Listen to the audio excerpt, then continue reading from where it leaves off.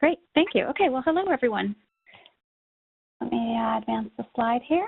My name is Nevra Ledwan, and I'm a Strategic Account Director with RiskVision, and so I take care of some of our key accounts, mostly in the U.S., but I've got a couple of international accounts as well. And I've got about 20 years of experience helping organizations evaluate and implement different kinds of enterprise software solutions. And the last 5 years, I have been focused on information security technologies in particular. And with me today is Steve Finnegan, and I will let him introduce himself. Hi, everybody. So as Nevra said, my name is Steve Finnegan, and I've worked in the technology industry for over 20 years and have been at RiskVision since 2010. I've worked with many of our customers to help them get the most value out of RiskVision as possible and to solve some of their more complex use cases. I'm also the inventor of 2 provisional patents. As in my position, I'm Senior Product Manager for the RiskVision platform, responsible for all 6 RiskVision applications. Great, thank you, Steve. Okay, so the agenda for today. So first, a little bit about the genesis of this talk today. So over the past year or so, I've been supporting organizations across industries with a variety of different challenges around threat and vulnerability management. And through that process, I've started to notice some common themes. And so I thought for today, I would share with you some of those common challenges that I'm seeing across the board. And then I want to get into 5 specific strategies that I see some of the more mature IT and security organizations taking to address those challenges. And in the process, I am going to be showing some examples of how RiskVision's purpose-built threat and vulnerability management software, which I often refer to just as TBM, can help with some of these challenges. No matter what technologies you're working with or planning to work with, I think that the strategies outlined here will still be relevant. And I'm also going to share some thoughts around building the business case for and the ROI around automation and orchestration. And then I'm going to end with just a few words about our company, including some exciting news. And then we will turn it over for questions, which, as Alessia said, you can type in at any time. But so I can stay focused, I'm not going to go through and read the questions until we get to the end. Okay, so let's begin. Advance the slide here. And funny, it's not letting me advance to the next slide. Okay, so maybe Alessia can work on the slide, and I'll just start talking here. Actually, maybe we need to reload some of the slides. I apologize, everyone. The first challenge I am going to be talking about is the challenge around debate over vulnerability metrics. And to start, I really would like you to see this chart that is very typical of a chart that I see at a lot of organizations. I'll just kind of describe it until we can get it up on the screen.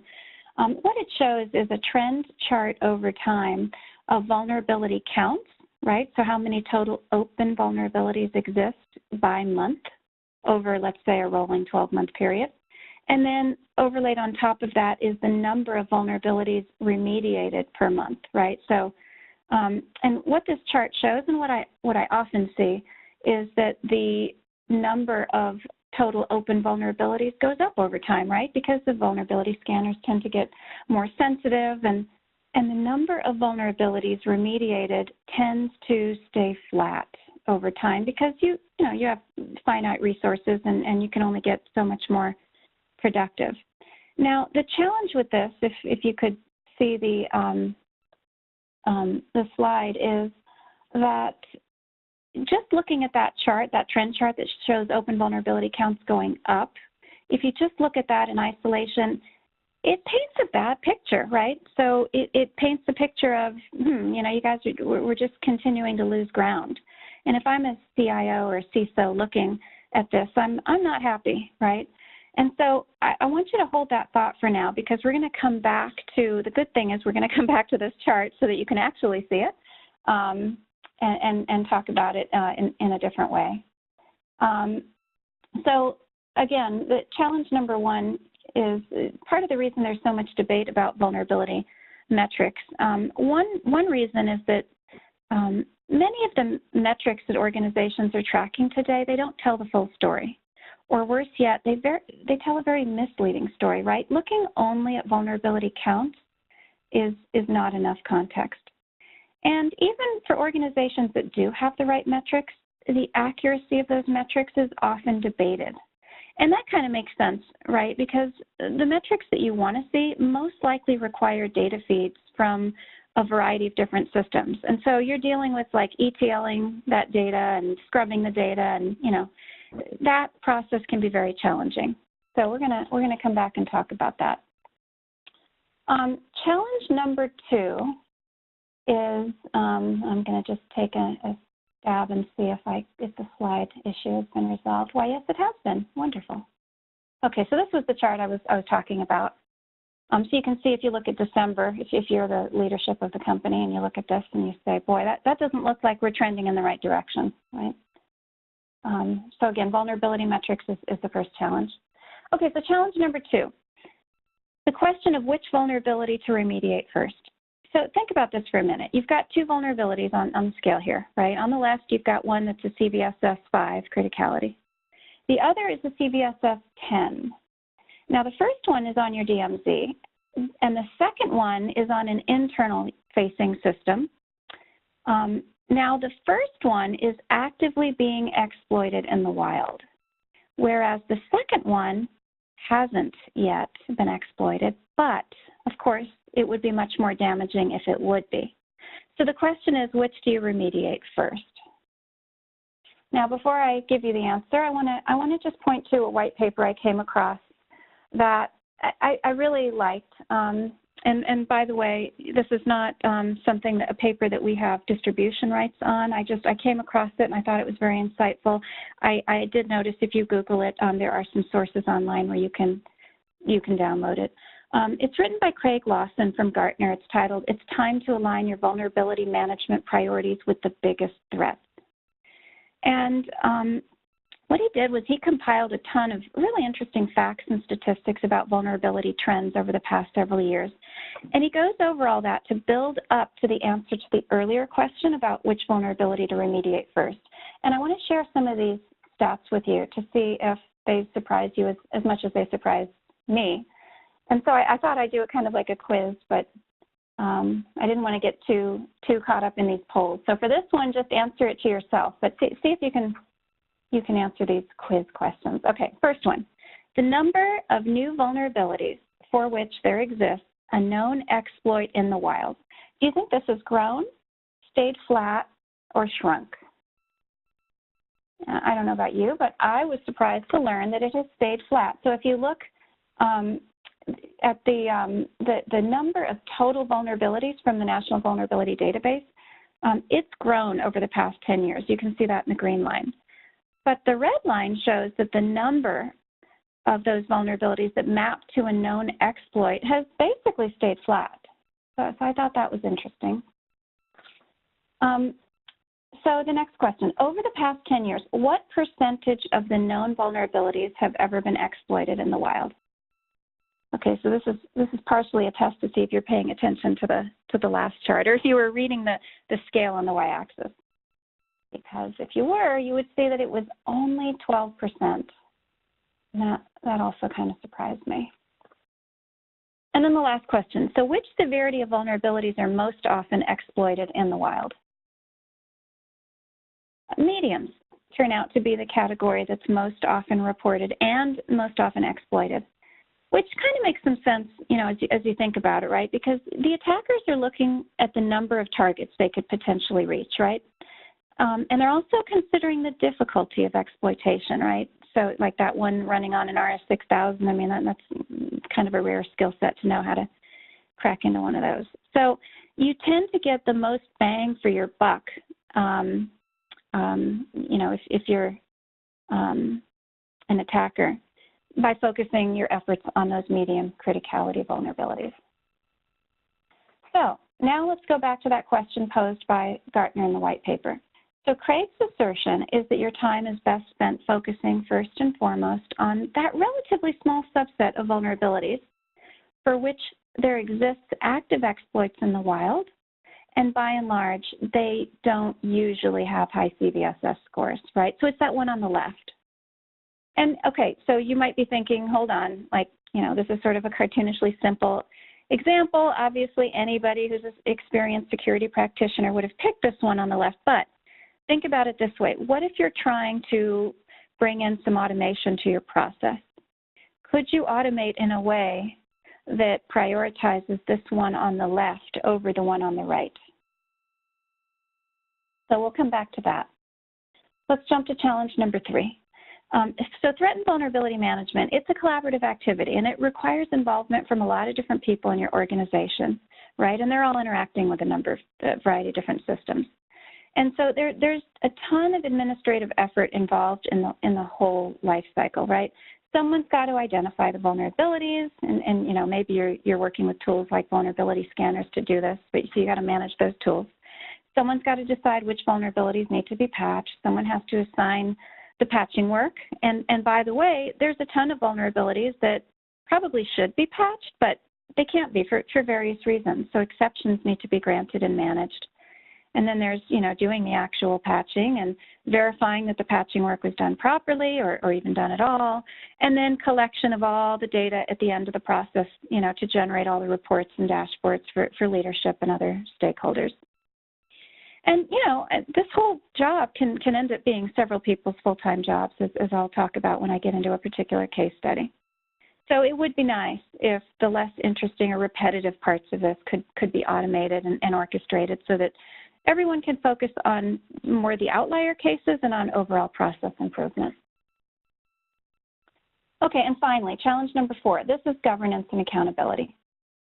So, hypothetically speaking, let's say you were breached, and upon investigation, it was found that the breach was blamed on the attackers exploiting a vulnerability, let's just say Apache Struts, not that I'm naming anybody. And by the way, a patch for Apache Struts, let's say it's been available for a couple of months. So many of the organizations I talked to would struggle to lay out the governance process that resulted in the decision to not patch that vulnerability for the last couple of months, right? So, was that vulnerability even identified as being critical? What vulnerabilities were given higher priority and why? Did someone authorize an exception to remediating that vulnerability? And if so, where's the documentation? Could you defend your actions if you had to justify them, is the question, right? Okay, so a quick recap of the 4 challenges we talked about.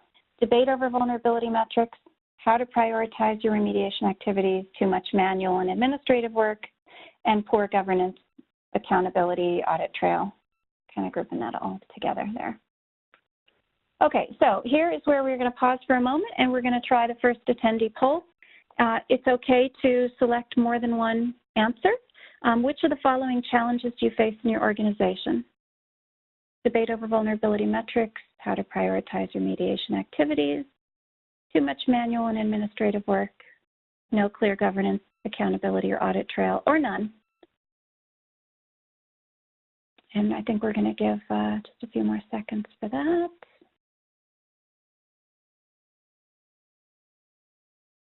And I think about 25 more seconds, and then this is my first time doing one of these polls, so let's see if it presents the results. I'm hoping that it will, because I am genuinely curious to see if these challenges are shared by the audience. Okay, a couple more seconds. And we're closing the poll. Okay. So the poll has ended, and I'm not sure that I know how to show the results. Darn it. Oh, there they are. Well, I don't think I can project them, but I can tell you what I see. It looks like it's tied. A lot of folks, the top 2 are tied, B and C, how to prioritize remediation activities and too much manual and administrative work. So those are the top 2. And I would say about 2/3 of the respondents of those two also, the A and B also have a lot of respondents also equal, but those are second. So, okay, good feedback. Okay, so let's move on to the recommendations and strategies. Let me begin with this. So I think it's 5 recommendations and strategies, but before I list out all 5, I kind of tried to boil everything down into a single word, and I think the SANS Institute has it right in this white paper, in which they basically say it's all about governance, right?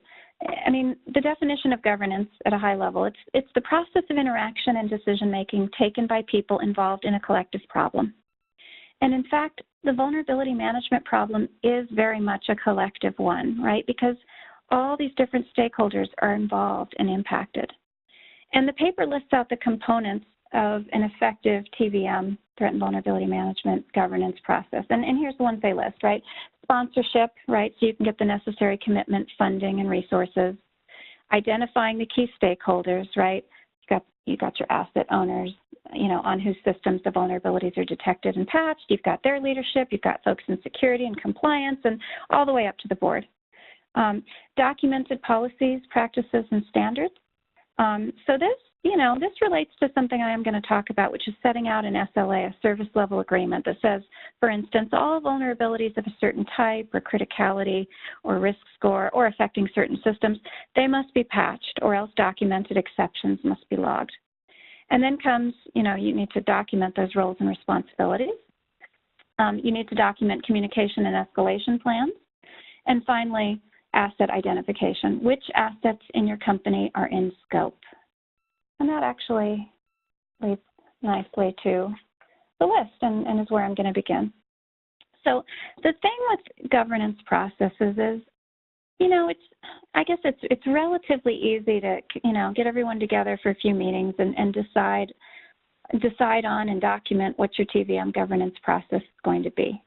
But it's quite another thing to manage to that process every day, right? When you're resource constrained, you're getting pulled in all these different directions, right? Suddenly WannaCry and NotPetya and whatever, and all of a sudden management needs these reports immediately. And so, this is the reality of the line of work that you guys are in. So to help you govern your vulnerability management process more effectively, consistently, and easily, I wanted to give you examples of 5 specific steps that you can take or best practices that you can implement to get you on your way.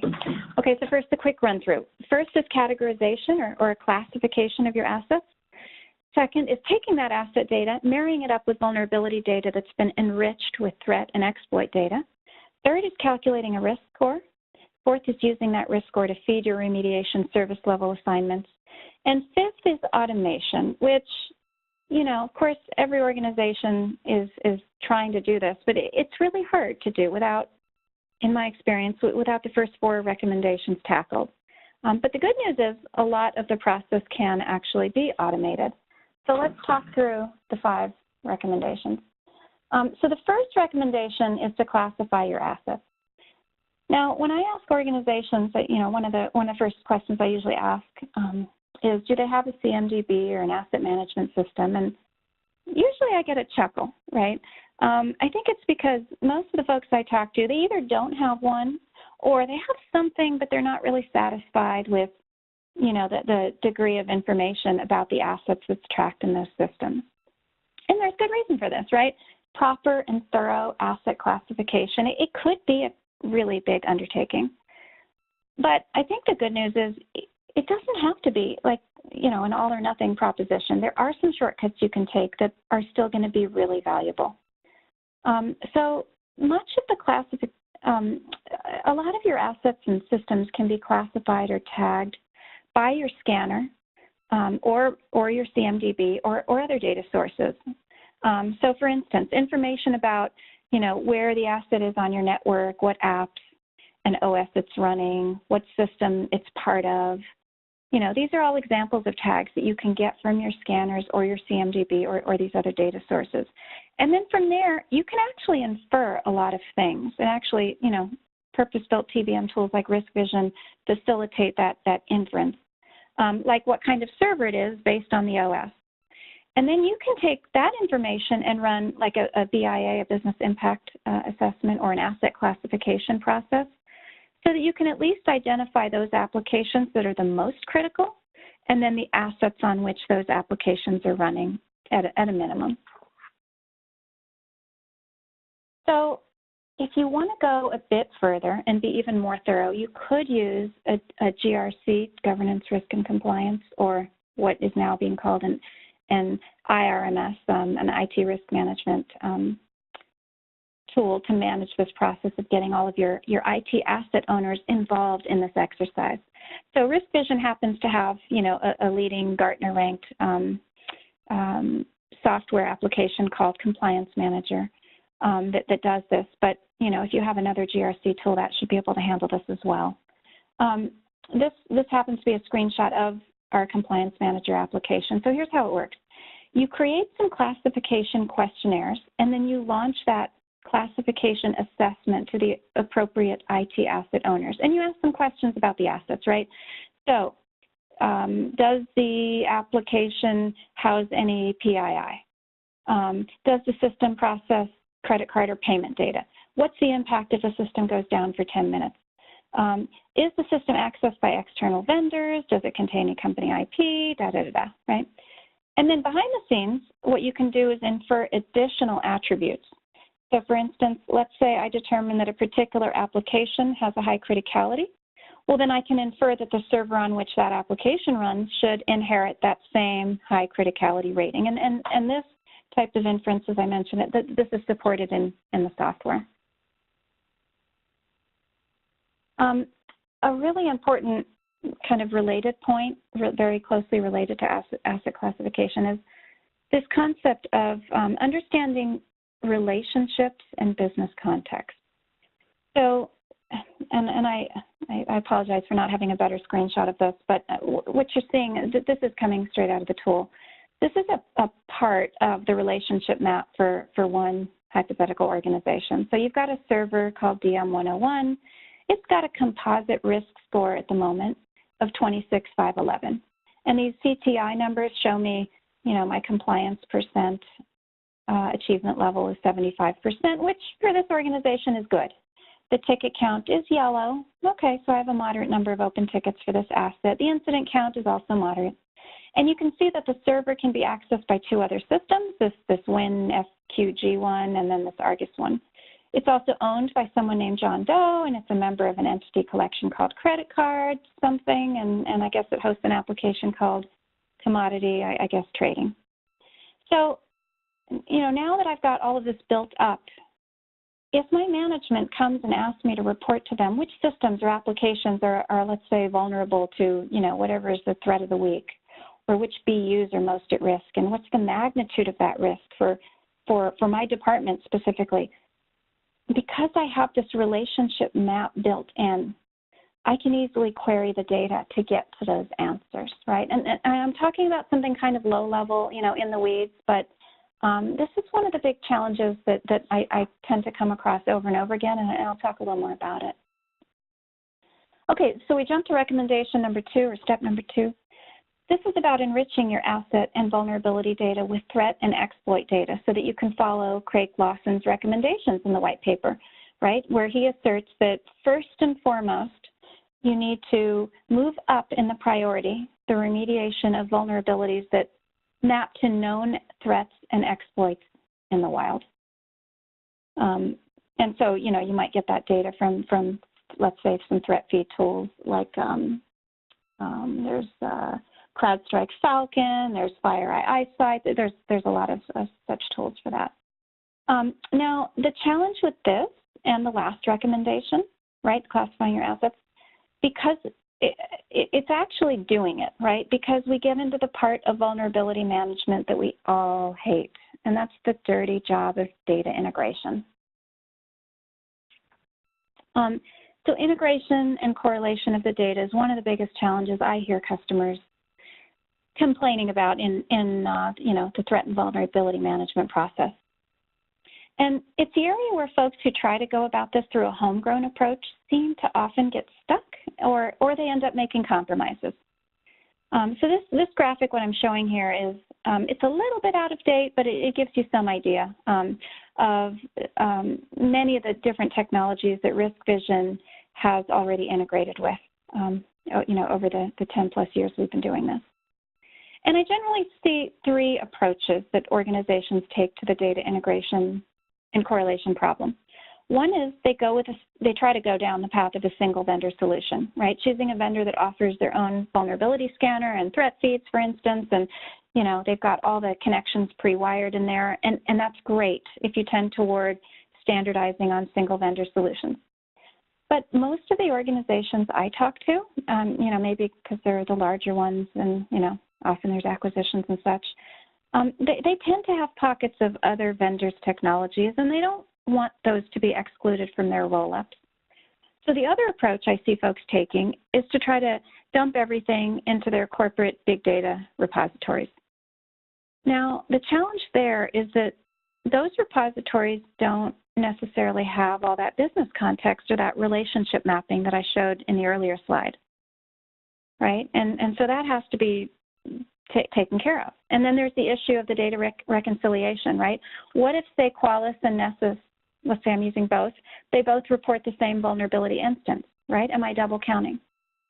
So this is where I think the need for purpose-built TBM solutions like RiskVision emerged. Okay, I'm going to come back to that first slide I showed at the beginning of the talk here, which ties into recommendation number 3. This is all about calculating a risk score. And to explain why this is important, if we look back at this, remember how we didn't like the message that it delivered, right?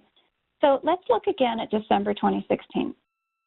Okay, so now that we have a risk trend overlaid on the vulnerability counts, do you see how it changes the story, right? Maybe the remediation team wasn't so, lazy that month after all, right? Maybe the smaller volume of tickets or vulnerabilities that were remediated, maybe they happen to be the harder but more important ones in terms of benefit to the organization, right? And this is the missing context that the red trend line brings to the discussion, right?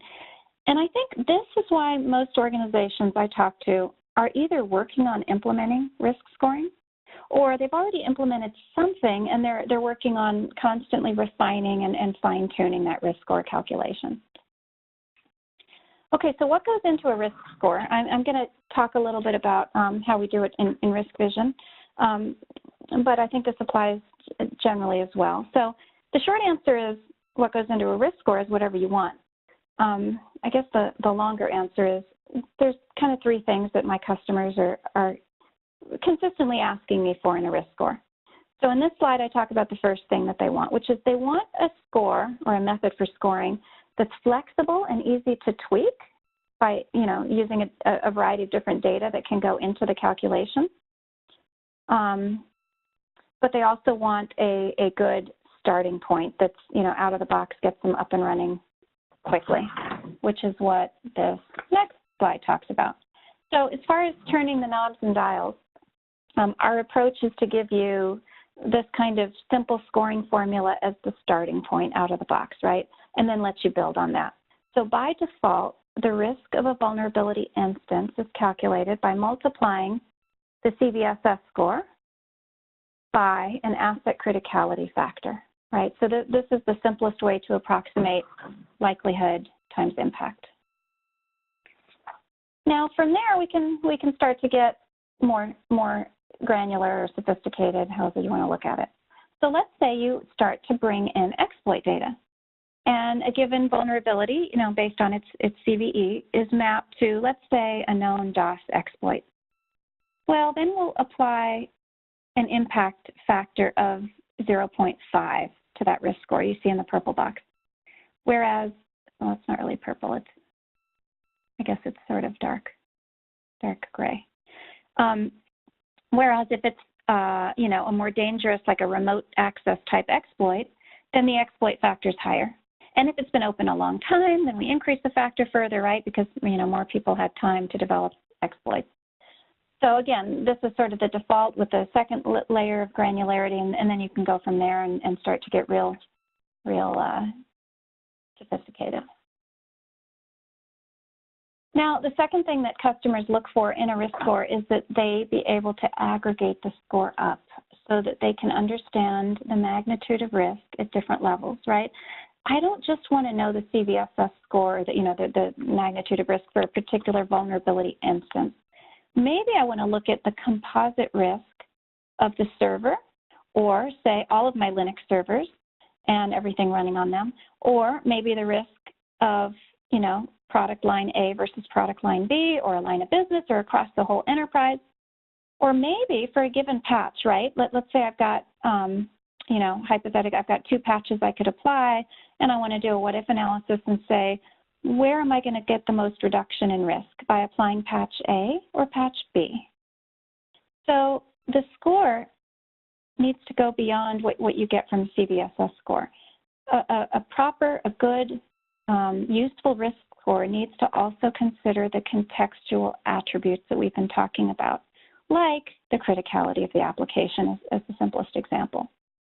So again, I have to go back to talking about this relationship map here, because you really can't aggregate risk without knowing how everything, you can't do it easily, I should say, without knowing how everything is connected, right, and their business context. Okay, so once you have all that, right, a risk score can be aggregated to different levels.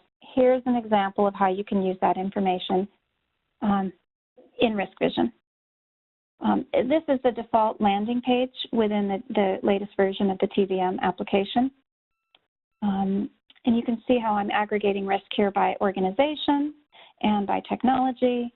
And at the top, I'm giving aggregated directional indicators to tell me if I'm doing better or worse on certain metrics. And, all of these are configurable. And then down below, I'm looking at the risk by type of data, like the top 10 systems by risk.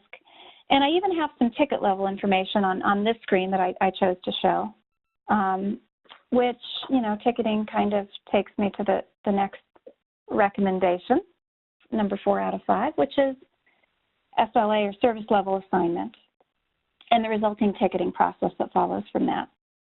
So once you have an agreed upon way to score risk, this is where you can start to categorize your risk outcomes into buckets. And you can assign, say, like a 30, 60, 90-day SLA. And this will help you be more consistent and track your performance against your goals. And again, I think back to that example I talked about earlier, with that stress vulnerability, right? I think many of us were really horrified, right, to hear in the news the leadership of that organization trying to assign the blame to a single individual. I mean, to me, that just reeks of poor governance, doesn't it? Now, imagine if they had a more robust governance process with SLAs, and they could go back and produce a report showing exactly why that decision was taken, why was that risk determined to be low, or why the exception was granted. Anything to show that it wasn't just gross negligence. So the example I'm showing in this table, just for context, this is modeled off of something we used for a particular implementation. I kind of simplified it here and shortened it a lot.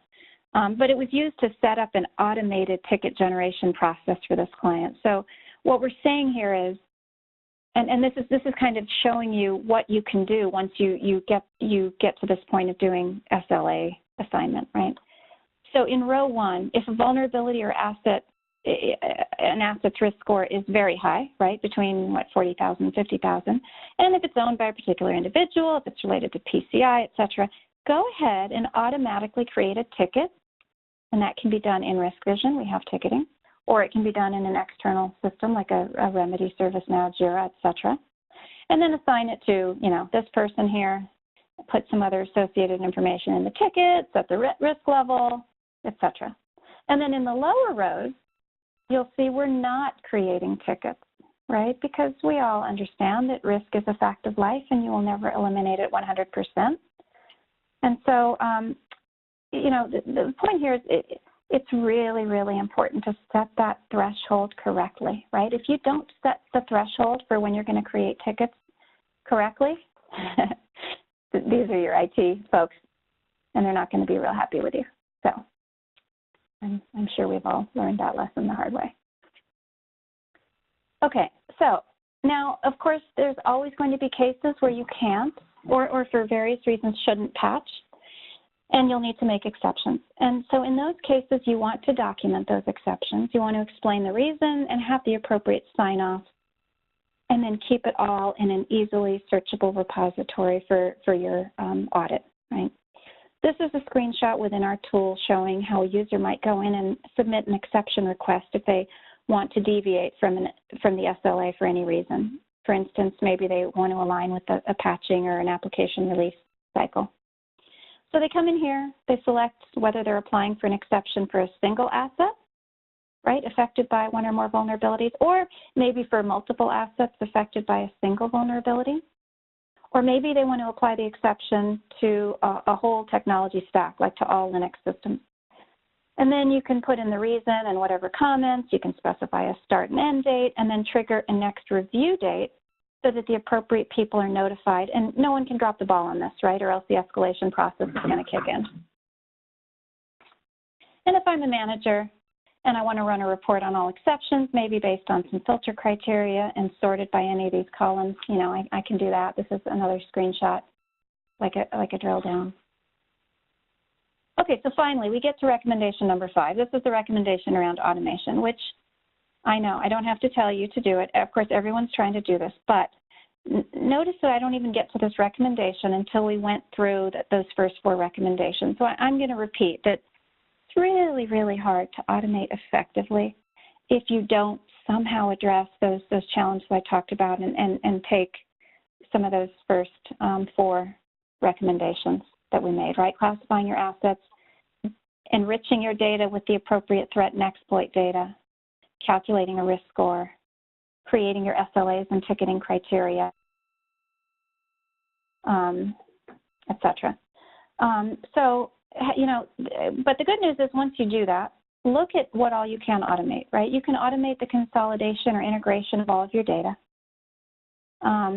Along with that data reconciliation, you can be automated to some degree, right? Like some of the deduplication, like if you have multiple scanners or threat feeds picking up on the same vulnerability instance. You can automate the risk scoring of the vulnerabilities and risk scoring at different levels. You can automate some of that ticket generation process.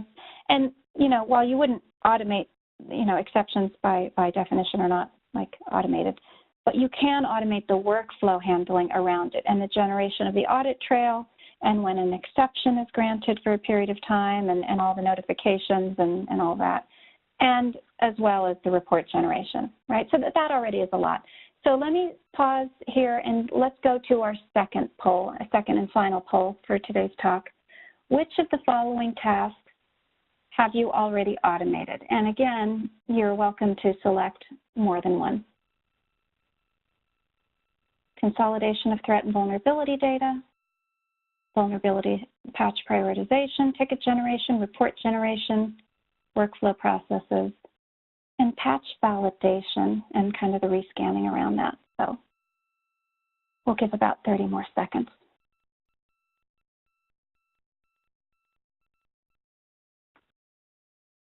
And meanwhile, I'm monitoring the Q&A. And again, you can submit questions at any point, and we'll get to them at the end.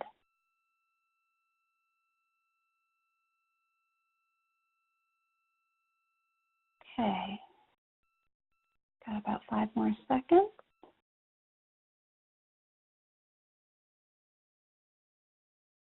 Okay, and the polling is closed. So the results. So the 2 that get the most responses is folks seem to, there is more automation that you all have done around consolidation of your data. Okay, so that kind of, that I did expect.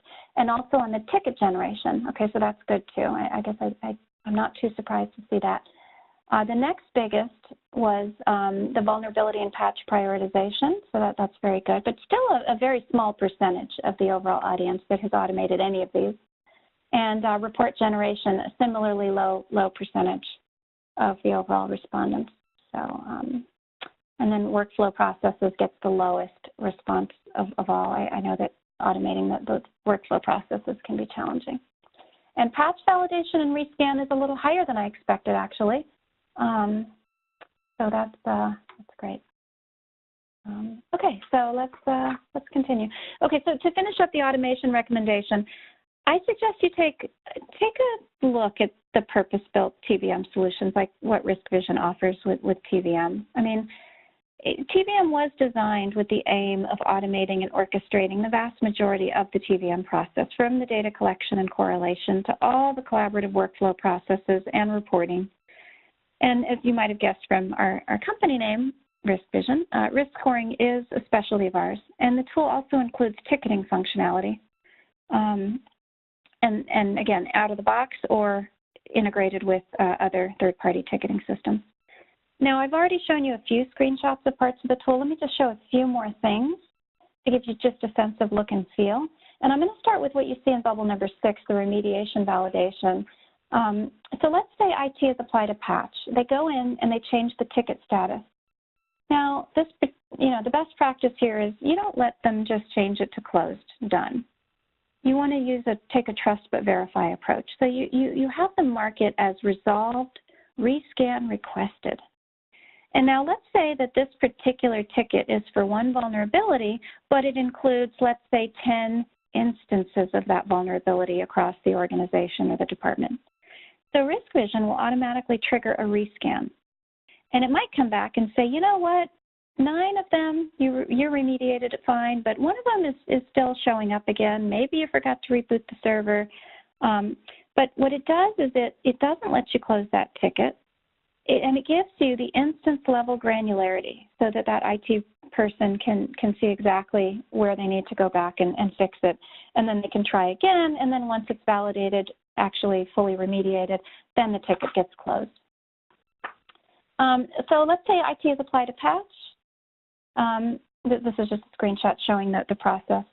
They changed the ticket status, or sorry, let me go to the, sorry, this is showing the audit trail and exception, right? So this is an example of if I were to run a report to look at what that audit trail looks like. And then I already showed this one. The best part of the automation, I think, is all of the nice reports, like the ones that, I showed this one earlier, but there's several others. So if I were to drill into that one, I could start drilling down like this. So this one is showing me all the vulnerabilities, say, of a certain type or in a particular BU, maybe it's PCI related or whatever. And then each of these columns you can sort by, and then you can drill down again to see the affected asset groups. And then ultimately you can drill down to a single system where you can see multiple vulnerabilities on that system. One popular method for displaying vulnerability metrics is a heat map, right? Like this one you see here. So, the upper right quadrant corner is where I have 24 vulnerabilities that are high risk and over a year old. Those are the ones I'm most worried about and I might want to focus on. And so I could click on any of these and drill down to get the details. So the thing with reporting is it's not just about the reporting tool, right? I mean, modern reporting tools like TIBCO JasperSoft, which happens to be the one that ships with RiskVision, and all of the other, BI tools out there, most of them are more than capable of slicing and dicing the data any way you want and representing it how you want. But the hard part to reporting is when somebody wants something shown in a report that you don't have access to the data for. And this, again, is why our first recommendation is all around the data integration, right, and reconciliation and the relationship mapping. Okay, let me get into a little bit on the return on investment, because the thing with this last recommendation to automate, right, we all want to do it, but the challenge is it requires a financial investment. Whether you're purchasing a third-party tool or if you're doing it in-house, right, you've got to reallocate existing resources, and to do that, you need to build a business case. So the Blue Hill Research Group worked with one of our customers, and they wrote a paper that was just published, literally, if not Friday, then it was yesterday, but it just came out. And it's entitled The Business Case for SOAR, Security Orchestration, Analytics, and Reporting Platform Investment. And all of you attending today will get a full copy of the report. So what they did was they drilled into a particular customer of ours, or what they call a research participant. And a little bit about that research participant. So the organization had about 50,000 assets, so it was, moderate size. It was made up of various computers and other devices, applications, and databases. 18% of them were considered high risk or high criticality. They had a total of around 1 million vulnerability instances that were, discovered by and managed by our TBM tool. And you can see the breakdown here of the team and the fully burdened costs that they incurred, which came out to just under $3 million per year.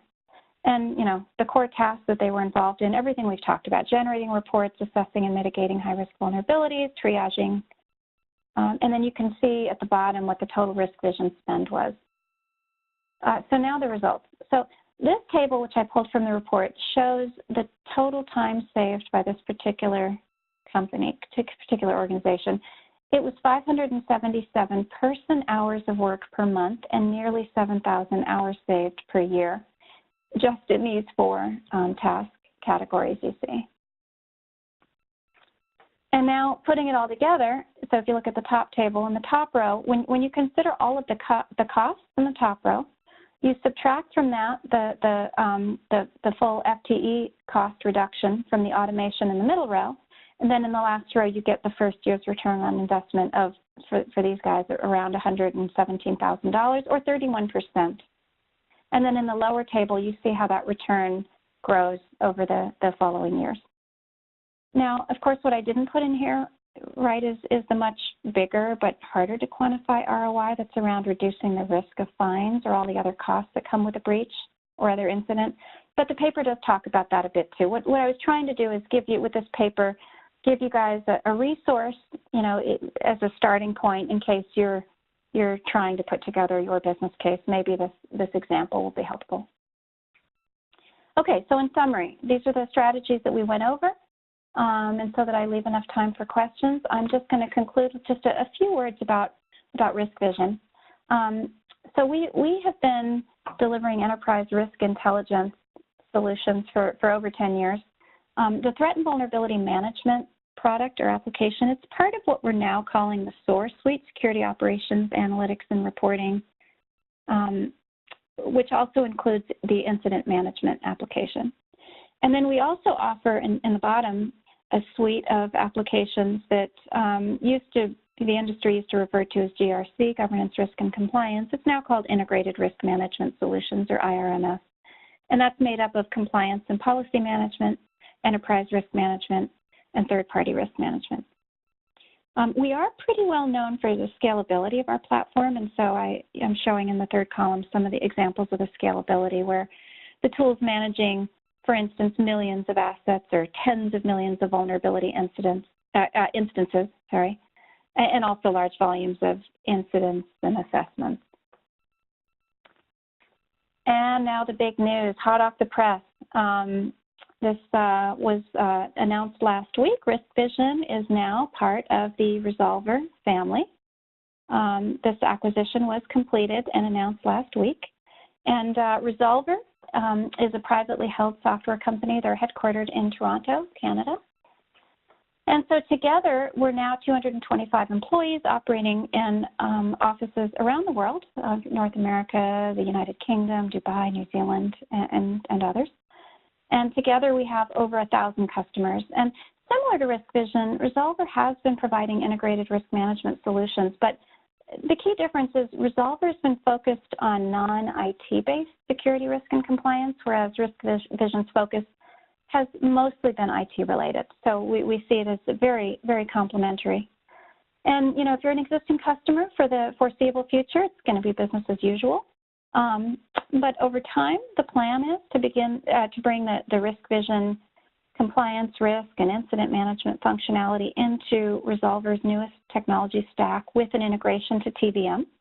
And the vision here is to integrate all of an organization's incidents and risks into a common platform that's going to cover everything from InfoSec to corporate security, HR, legal, environmental health and safety, et cetera. So I know we covered a lot. a recording of this presentation is going to be made available, and you'll receive a link to access the recording later this week. And now I want to pause and invite you all to submit some questions. And what I'm going to do is go ahead and filter through the questions. And I'm going to, Steve, if you can unmute, I'm going to see if I can read you some of these questions and Sure. ask if you can try to answer them. So let me see here. Okay, I've got a few already.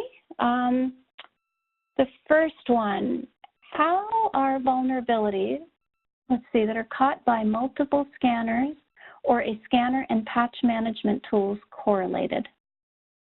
Okay, so what we do here is RiskVision will correlate these vulnerabilities by host and by port and then by CVE. So, for example, if I have two vulnerabilities that are essentially the same, that are tied to the same CVE for Tomcat, and I have a host that has two Tomcat instances, in total, I would have 4 vulnerabilities, but after deduping, since the two Tomcat instances are running on different ports, I would be left with 2, one for each Tomcat instance. And so you still have record of all the 4, but at the end of the day, we would be showing, RiskVision would be showing that there would be 2 vulnerability instances on that host.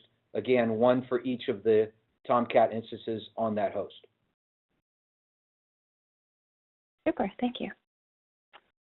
Okay, so the next question, at what level is risk measured? Part of the you know, when Never was talking, you know, she was talking about one of the strengths of RiskVision, as the name implies, is in our risk scoring. And we do have a very flexible algorithm, and that algorithm is applied at the very lowest level, at the vulnerability instance level. So when I talk about vulnerability instance, I'm talking about per vulnerability per asset. And then we can roll it up all sorts of different ways. We can roll up by vulnerability definition so that you can compare the aggregate risk of multiple vulnerability definitions. We can roll it up by asset. We can roll it up by system. We can roll it up by BU. So really, in any imaginable way, we can roll up this data. Okay, super. Let's see, I've got a few more coming in here. Let's see, I think the next one, how about this one? How are vulnerabilities grouped into tickets? Well, you can group in any way that you can possibly imagine. What it really comes down to is, what is the business logic you want to use about how you want to assign your tickets? For example, do you want to do it by ID, by scanner ID? So, for example, by Qualys ID. Do you want to group it by BU, by operating system, by asset criticality, by asset owner? And you could even do in a combination of ways. You can do, for example, by BU, by operating system, by asset criticality. So again, it really boils down to what business logic you want to apply to the remediation of your vulnerabilities. Okay, thank you. Maybe we have time for one more question. Let me see, there's a few of them here. And by the way, if you don't get your question answered, we will email you. And you also, my contact information is here if you want to contact me. How about this one? Good question. How long does implementation take? We usually get most of our implementations done within 90 days. A lot of it depends on how quickly you understand what you want to accomplish. And the best implementations do not simply take your manual processes and convert them over to being digitized, but rather to understand and leverage the power of the RiskVision, of our RiskVision product, to then optimize your processes and you come out with a streamlined set of processes. So a big part of this equation is dependent upon that, on understanding what logic you want to apply to the orchestration of your vulnerability remediation. Super. Thank you, Steve. And thanks to everyone for joining us today. Here's, again, my contact information. We will be reaching out to all of you with the link to the recording and also the white paper. And thank you again for your time.